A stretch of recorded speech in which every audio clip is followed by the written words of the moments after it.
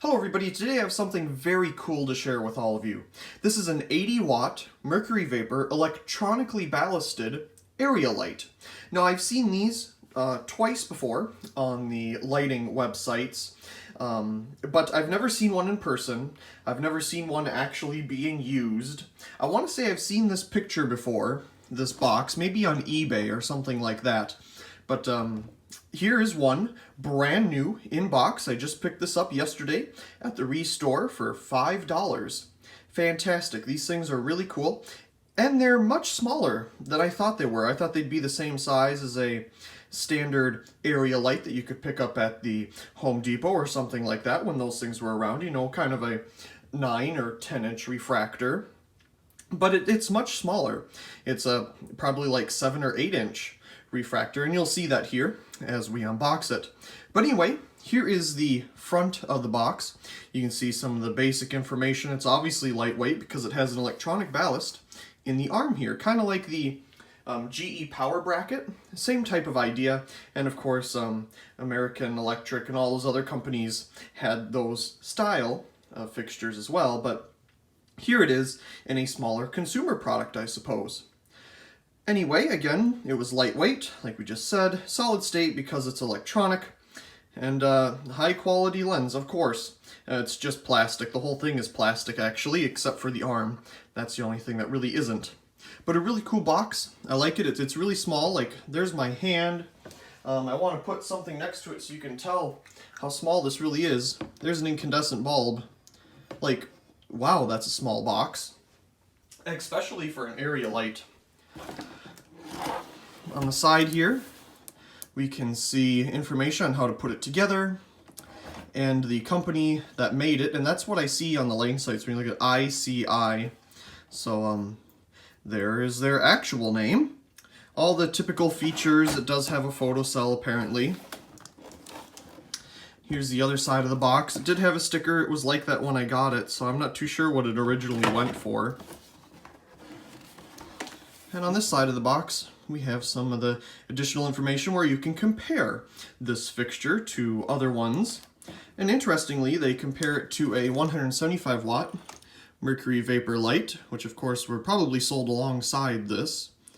So that's interesting comparison there. Of course, very common at the time, the halogen 300-watt floods and things like that. And then of course your incandescent 150-watt par bulbs as well. That's my guess of what they're saying here, because it doesn't really say exactly what wattage these two are, but I'm just quickly glancing at it anyway. So it does say $9 on it, but they gave me for $5. And we'll open it up here. So here is the plastic reflector, and it's black, obviously. We have our metal piece here. Looks like a standard lamp holder. It's not pulse rated or anything like that, but it is ceramic.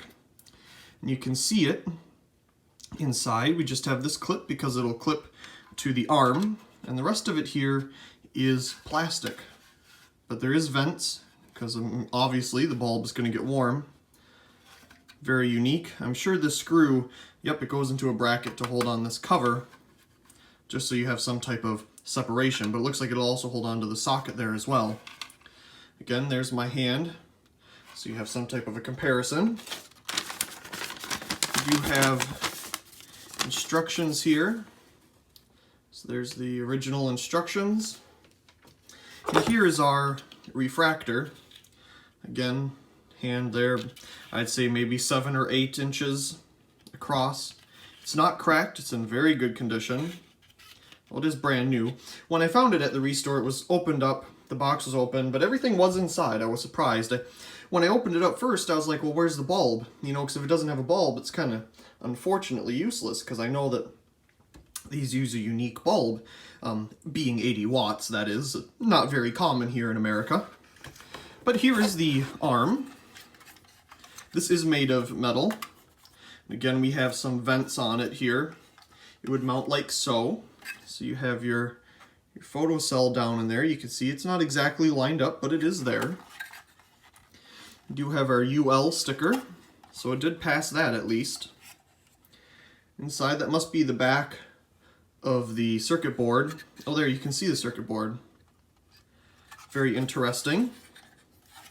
On this side, we have more specific information. That looks like a plastic screw. So you can read all that kind of stuff. I like that it has a hole here, so you can just hang this thing up real quick. So this plugs in to the head here, and then you put them together like so, and those holes line up, and then you screw them together. Set the arm aside. I'm guessing this is some sort of mounting bracket if you're going to mount it to an electrical box on the wall, which is probably preferred, but the nice part is that you could probably mount it without that. You know, just screw it there. You might want to make a, you know, a gap so you can get the wires through or something, but nice to at least have. Here's the original mounting hardware. Kind of beefy bolts for such a lightweight fixture. And there's the receipt. And underneath here is the bulb. Ooh, there's a dead spider. Yep, he's no more. But there's the bulb. I'm not sure what brand this is, but it's a very common one that I've seen with a lot of generic area lights and things over the years. This particular one here. So take it out.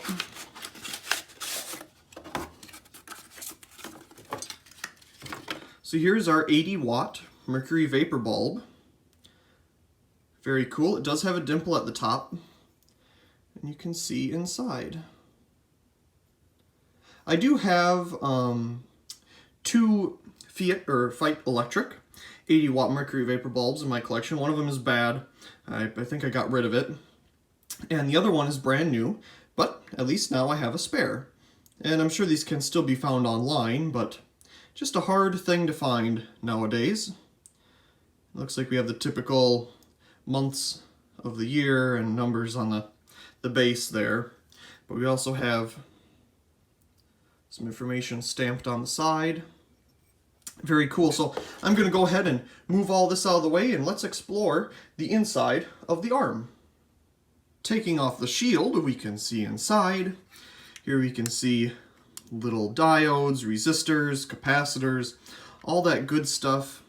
Not too sure exactly where all of it is going, as I can't see the other side of the board. But just wanted to share all of this with you so you can see what the inside of one of these actually holds. So there's our plastic screw holding on this coil here, whatever it may be doing. This side goes to the lamp, and then this side is the power in. It looks like we do have a fuse there. Looks like 125 volt. I'm not really sure what the amps are on that. Probably says on there, I just can't really see with the camera. But if that goes, I guess you could replace it. Definitely possible. Just have to do some soldering. But very unique. I've never really had an electronically ballasted mercury vapor, or, well, I do have a high pressure sodium one, the Lights of America 50-watt wall pack. That's electronically ballasted. But really unique. Putting the arm on the head is quite easy. However, you need to be prepared to screw in these screws with a lot of force because you're making your own threads into the metal, yet you want to be careful enough that you don't break the plastic. So you have to be really careful yet forceful on getting these 4 screws in. Putting on the refractor is also simple. You just line up the notch with the one right there and then turn it until the little dimple ends up in one of these holes here, so at least it holds it in place. But you can also take it off if you use 2 hands. We'll put our bulb in. Interestingly, this bulb is probably like a quarter of the weight of the whole fixture. This thing is quite heavy, probably because of the glass. So bulb ends up about there, I'd say. Real nice. Of course, now we need a power cord. So let's turn it on in 3, 2, 1. And it's not, oh, there we go.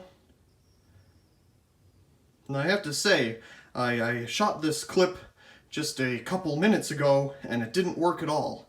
Why didn't it work? Well, I had some regular paper over the photocell and that didn't really work so well. So I had to get some actual electrical tape to cover it up. That's what I should have done to begin with. But the paper and regular tape was a little more accessible than the electrical tape. But anyway, the electrical tape is now here. And it is working well because the light has turned on without issue. I'm going to take the camera off of the tripod here. Let's take a peek inside. The beautiful glow of a mercury vapor bulb. Super quiet, of course, because it is electronically ballasted. Let's put the camera back on. And let's let it warm up.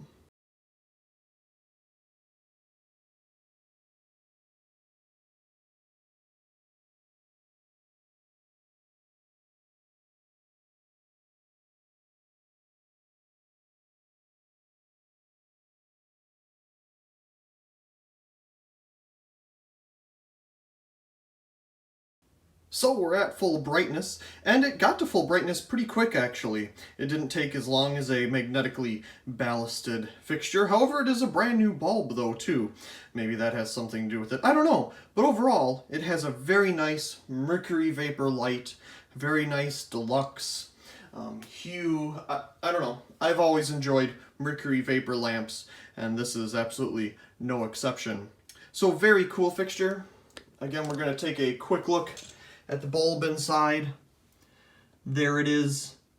Beautiful.